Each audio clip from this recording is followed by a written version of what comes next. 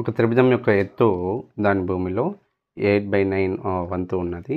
అయినా ఆ త్రిభుజ వైశాల్యము 576 చదరపు మీటర్లు అయినా దాని ఎత్తు కనుక్కోమంటున్నాడు.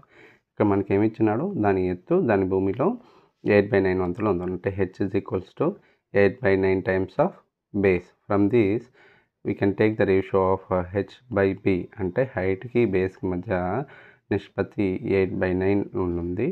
సో దీంట్లో 8 h is equal to 8 parts అని, బేస్ అనేది 9 parts తీసుకుంటున్నట్లయితే ఏరియా ఆఫ్ ట్రయాంగిల్ మనకి ఏమి ఇచ్చినాడు, 576 square metres.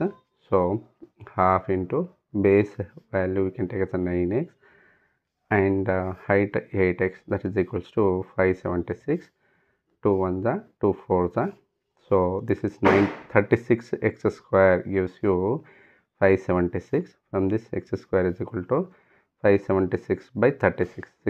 36 1 the 36, 36 16 the, you will get to 576. So from this x square is equal to 16, x is equal to square root of 16, that is of 4.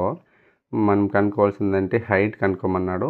Height అనేది మనకి 8x అంటే 8 parts. Height is equal to 8x, that means 8 4 32 వస్తుంది, అంటే 32 metres వస్తుంది.